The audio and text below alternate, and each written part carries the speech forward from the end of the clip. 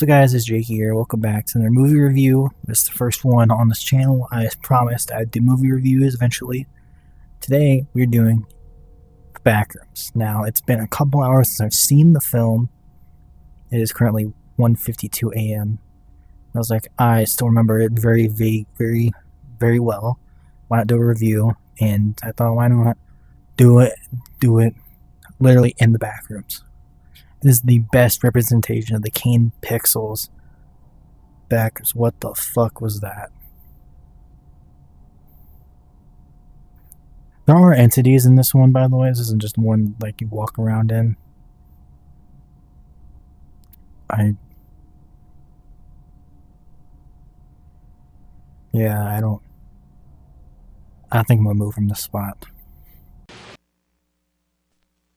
Now, this movie, Backrooms, is based on the YouTube web series by Kane Pixels, or Kane Parsons as he's known in the director's credit. This is his first ever movie, and he's been working with A24 for like the last 4 years developing this film. And as far as I'm aware, it's supposed to somewhat connect to his YouTube version. Like his YouTube continuity is supposed to connect to this one. Or they're set in the same place, whatever, same universe. But the film focuses on this character, Clark, or Captain Clark. He runs this place called Captain Clark's Ottoman Empire. The opening of the Backrooms movie. The opening starts with Clark having the fight with his wife, getting his wife Barbara kicking him out. And starts living at the furniture store. She does not like it at all. And like I'll say later in the review, he has anger issues, and he's not able to accept his actions are his own. And he doesn't want to change. Yes, it's a rough opening scene. But also, it starts as there's found footage opening as well. The movie opens with found footage, so that's cool, as well as this other part. Guys, it's very eerie here. But the film focuses on a character called Captain Clark, or nicknaming him that. But Clark, he runs a furniture store, where one night he sees something very strange in the back of the store. From the subfloor of the store, he goes down to check it out, and it's an opening in the wall. Like he sees a light in between the wall, and he puts his hand up to the wall and he phases through it. And he's in the Backrooms. Anyone there?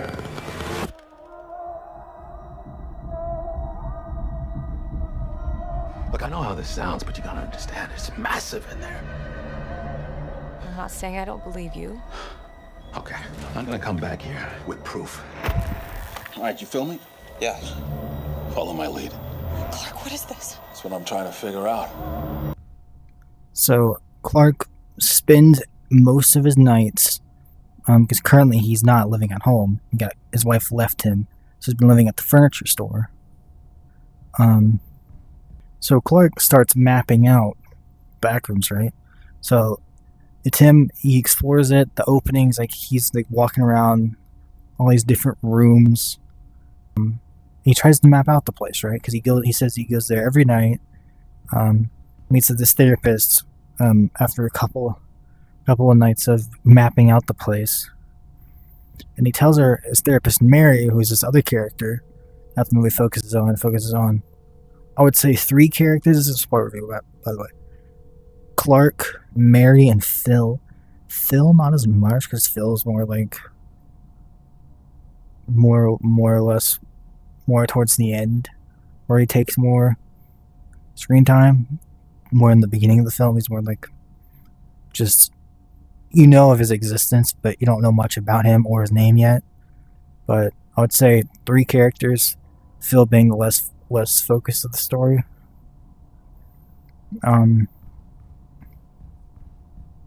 So he tells his therapist Mary about the Backrooms. He says it's like these rooms, they're never ending. It's like this place remembers these places, just creates them infinitely. There are entities. There are these things called still life, I think is what they're called in the Backrooms lore. And then there's the bacteria, which is this entity that takes the form of Captain Clark near the end of the film. But I'm getting ahead of myself. So the opening is he goes to his therapist, tells her that he's mapped out the place, and he basically doesn't believe him. So he says he's gonna come back with proof. He leaves the map. I believe he either leaves or he takes the map. He takes the map with it, and they made. But he gets these two people that work for him. His assistant manager, Kate, and her boyfriend has a film camera, and they borrowed from school. What was I saying? Anyway, Kate and I forget her boyfriend's name. I'm so sorry, I forgot your name, bro. Kate's boyfriend borrows this VHS camera, and they go exploring in the back rooms. They get video footage to show his therapist that's a real place. He's not going insane. So they tie a rope around this guy with the camera, and he goes down this little hole, steep little opening.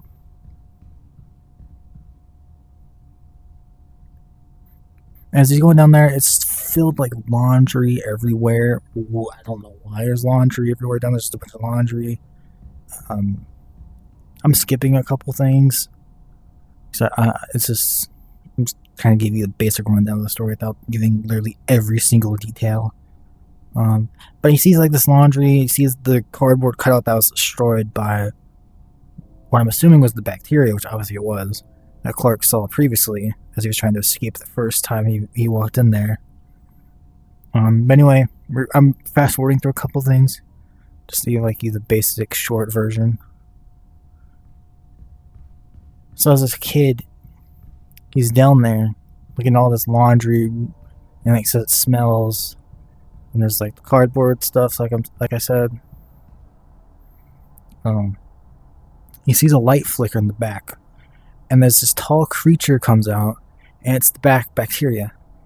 And fun fact, the bacteria in this movie is played by the guy that did the humanoid xenomorph from Alien Romulus. That same person was hired for this movie, and it's playing the bacteria. So that's pretty cool. Now let me just say, this movie is shot not perfectly. This movie could not look any better. Like it's fully reminiscent of the YouTube version. The color grading looks like great. Like it looks like something you don't want to look at, but it still looks nice and appealing cinematically. So anyway, they pull him back up because he sees the thing come out, and they're like freaking out. He's like, what's happening down there, right? And he starts pulling on the rope, pulls the kid down, and takes him to his wall and eats him. Then the girlfriend goes after him, Kate.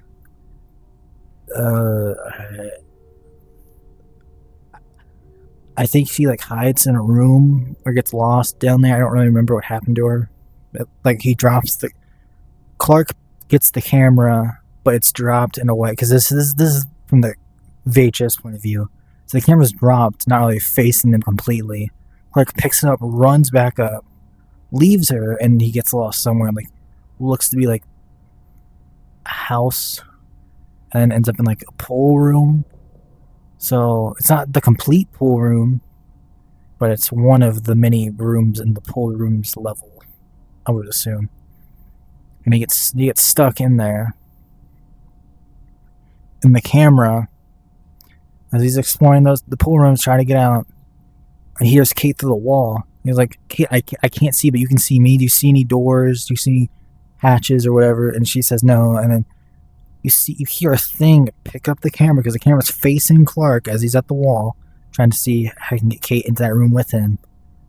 That creature picks up the camera, and it ends. The VHS ends with Clark turning around looking at like.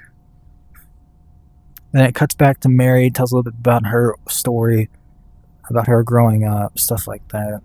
I guess explains why she wanted to become a therapist, in a way. How like her mother like screwed her up when she was a kid.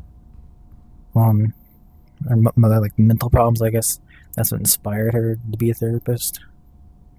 She was wasted from Nightmare. thinking about that. But then she starts thinking about Clark from the background. Like I guess she's getting like invested in it. And so we're moving on to Mary in this part of the review. Mary goes to the furniture store, I guess, to look for Clark. She can't find him. There's mail at the front door. Where's Clark? Why is the store not open? So she hears the flickering of the lights from the subfloor that Clark heard at the beginning of the film. She goes down there, sees the wall. There's a fly flying around. By the way, another fun fact: the fly was real. That was a real fly. Was not supposed to intentionally be there, but then they added it in as like a fun thing. And the fly phases through the wall. Mary's like, "What the fuck? Where'd this fly go?" She puts one hand through the wall, and it goes completely through. And she starts like calling for Clark, saying, "Hello, are you there?" Stuff like that, saying if she can find him. He's not responding. He's not there. Then she finds a room.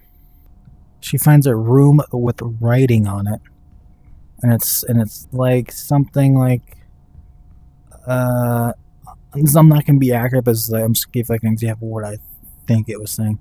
Reality here is something doesn't make sense. Everything's the same.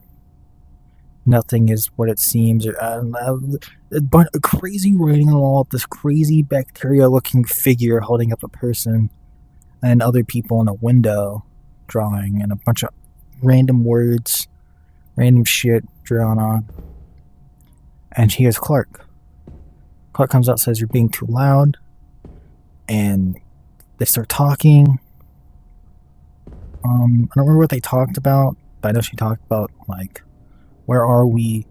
And he tries to, I think he either tries to explain or he's like, at this point, he doesn't sound sane. Like, he doesn't sound sane to me. It sounds like he's lost it. So he's basically saying nonsense to her and knocks her out.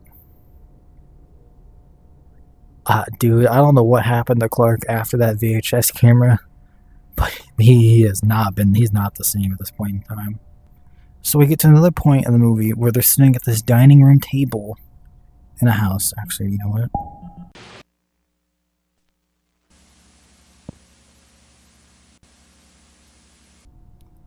Anyway, they're seen sitting at a dining table in a house. And there's these creatures I said earlier called still life. There's two still life. There's one that looks like a man. So the idea of the backrooms, or the explained, is that it remembers places, but remembers them wrong. Not how they are in our world. So I think there's versions of all these different people. There's a version of Clark out there. There's a version of Mary. They're all remembered really wrong. This man has like a button shirt, but the collar is like down here somewhere. His face is all fucked up. He has multiple eyes, and there's a woman in the background. And there's a man in a chair. Miniature man with like a lamp. I don't know, like, I feel mean saying miniature man. A tiny man. I don't know what good word I don't want to say dwarf. Is dwarf bad? It's just it's a small person in a wheelchair with a lamp. I don't know how to say that. I'm not trying to be mean by saying that. Is there a small person in a wheelchair? I'll say a tiny man in a wheelchair with a lamp. So he's explaining why he likes it there, why it feels like he finally fits somewhere, because he felt like he didn't fit in the real world. And so Clark's he's basically lost at this point, and he's saying this world, like, I actually like it here. Mary like freaked out. She's tied to a chair. And he explains that like this place is like good or something for him. Like he likes it there. And he says, "I'm skipping through stuff." He's basically talking about trying to react the night that he got kicked out of his house by his wife. And Mary's like, "You can never take blame for you can never take the blame it's always someone else or something else. It's never you. It's not the drinking problem. It's not the anger. It's not whatever. Basically saying it's him. He's not taking responsibility, basically, what's happening, why his wife left him, as he didn't take responsibility. And that's why he's been living in the furniture store. And he's not able to come to the realization of that truth. And then you hear the entity, the other one, from the very beginning of the movie, that killed the film student, and I feel like killed Kate. By the way, Kate's head gets found in the fridge in this house while he was getting water out of it. Is it almond water? I don't know.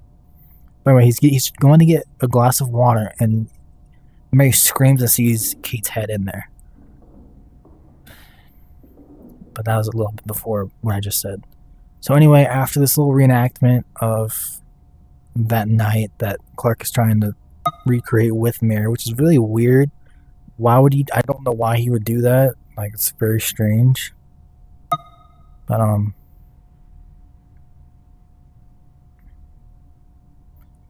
at this point, they hear a thing walking into the room. The woman, still life, freaks out, starts crawling out the wall in the back to get out. And the one with the lamp is like clicking it and clicking it. So a thing walks into the room, and it's the bacteria. The bacteria looks like Captain Clark. It looks like an amalgamation of Captain Clark. I don't know if I'm saying that word right. It looks like this monstrosity that's supposed to look or resemble the mascot, Captain Clark. Not Clark himself, like actual dead-ass Captain Clark. So that's weird. I guess it forms around a person that it likes or it's fond of or something. I don't know how that really works, but it's a still life that's taken the form of it's a bacteria that's taken the form of Clark, Captain Clark. And Clark's like, this is our therapist, Mary. She says we don't have to change, because that's why when he asked her to reenact the scene that night, is we'll have to change. And he's just lost at this point where he's just like, hey, it's our therapist. So she said we don't have to change, and it picks Clark up. Clark's like, a little concerned, not too concerned. He's like, well, what's happening? It's like saying it's okay. And it bites him on the shoulder and basically kills him. Yanks Clark against the wall. Blood splatters on the wall. And Mary freaks out, escapes, and is running out of the house in this like weird street with the yellow walls with like houses sticking out of the wall. Like basically memories of houses. I was saying, it remembers places but like remembers them wrong. So that's what it is. It's like these houses. There's a stop sign in the middle of the street, and there's a door she's trying to get through. But she's unable to. And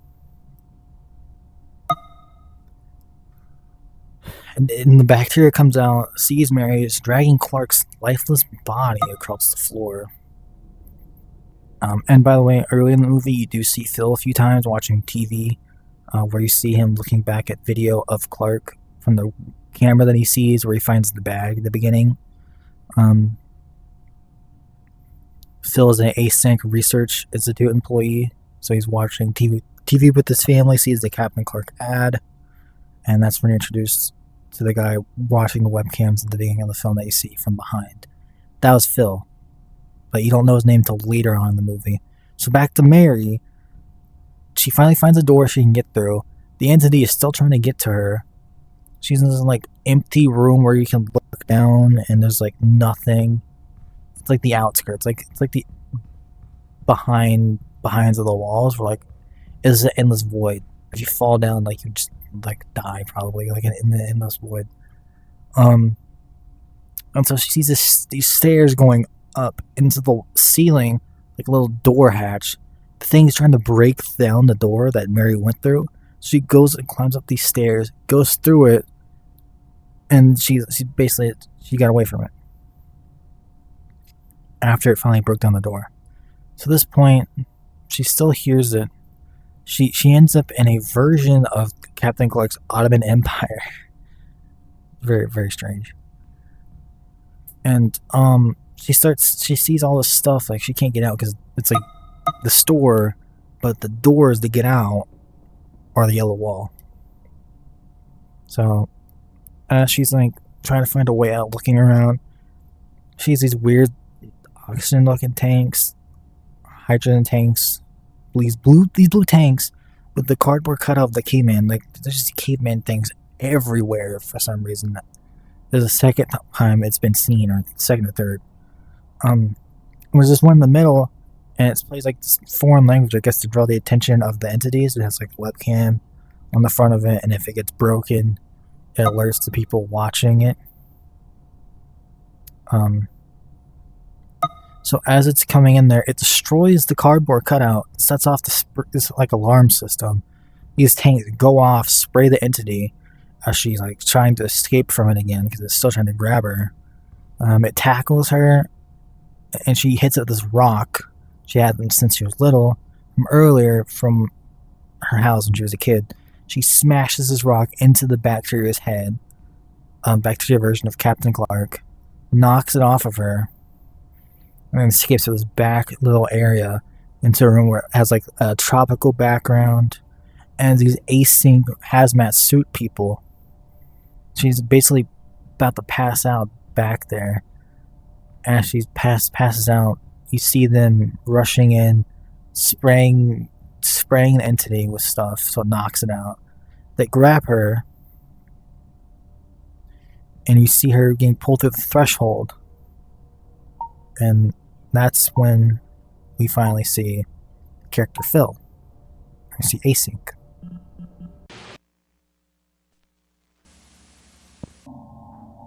So we're basically at the more or less the end of the film. We see the Async employees, Async hazmat suits, pulling Mary out of the back rooms through the threshold.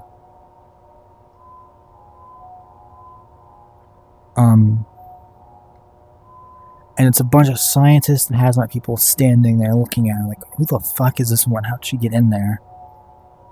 And you see her in an interview room where you meet Phil. Now, Phil is a async research scientist. He also puts on a hazmat suit and goes in there and explores for research. Async used to make MRI machines.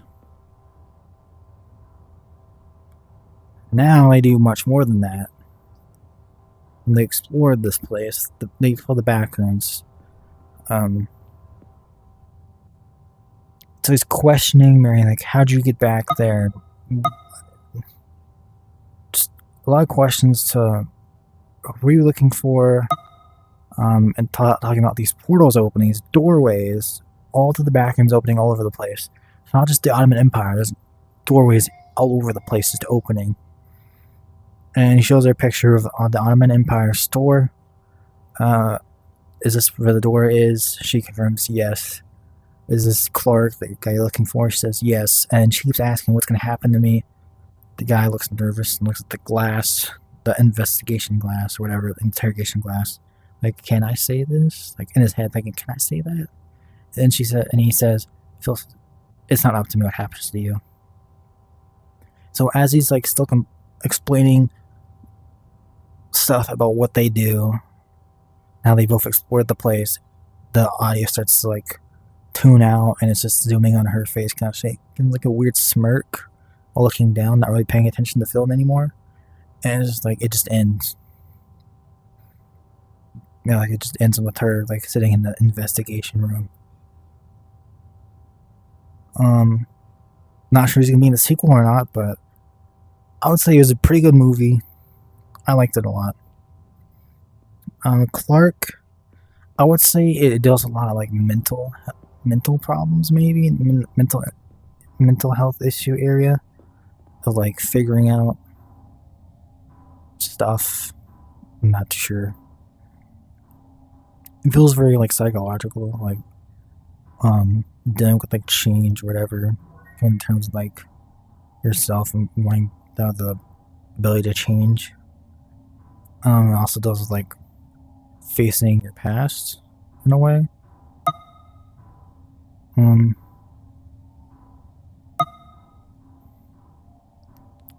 I do like the music. Music works very well on all the different scenes.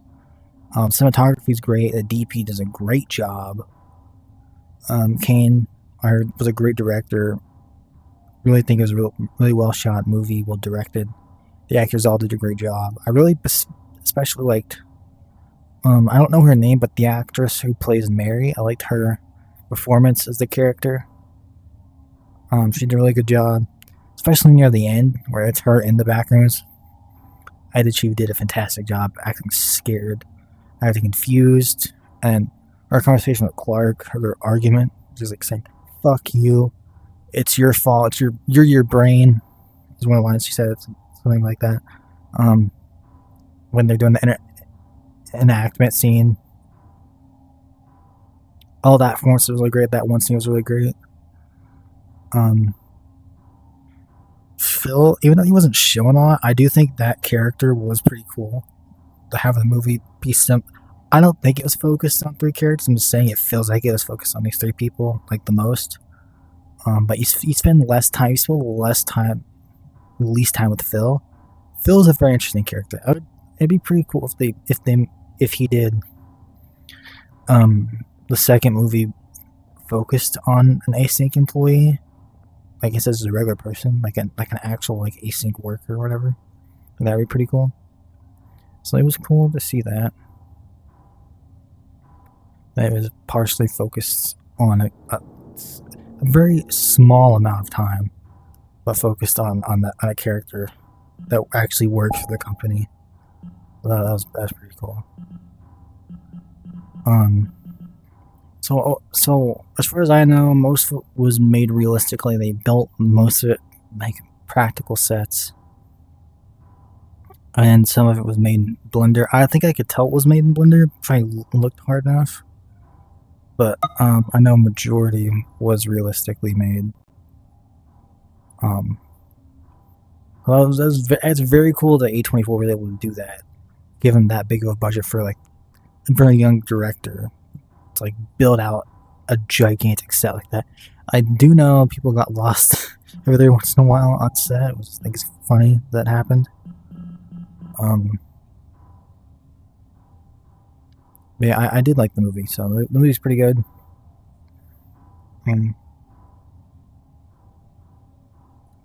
Cinematography was great, acting was great. Everyone did a great job as the characters.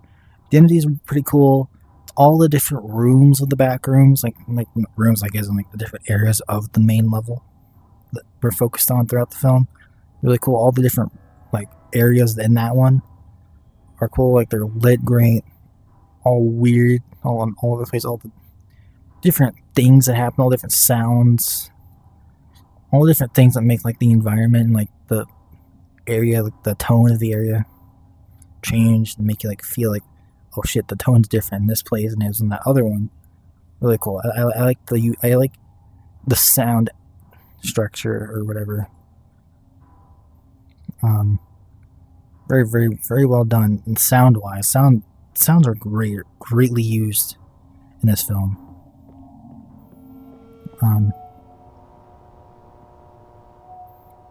So the music is great, cinematography, acting, sound design, perfect. This is probably one of the best representations of the Backrooms in any form of media besides the YouTube series. So I would say I'd give this movie a 9 out of 10. Or no, 10 out of 10. For a first-time director using a found footage style with a real style, with like regular movie filmmaking style. Great. A great blend of both. Great blend of colors. And just tonal shifts all over the place for each area, each scene, each character. Everything's great. It was a great movie. I recommend going and seeing it in a theater, especially seeing it on the biggest screen you can, with like the best sound. I saw it in Prime at AMC. Really good. It's a big screen. It's better than X, I will say. I do like the big screen. I do like the nice surround sound. So Backrooms, I give it 10 out of 10.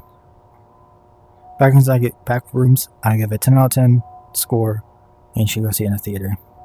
It was directed by Kane Parsons, also known on YouTube as Kane Pixels, for the hit web series Backrooms. And as far as I know, there was a second one. I think he wants to do a second one, and he wants to do like a TV show. He said in an interview. Yeah, I'll see you guys next time. Bye.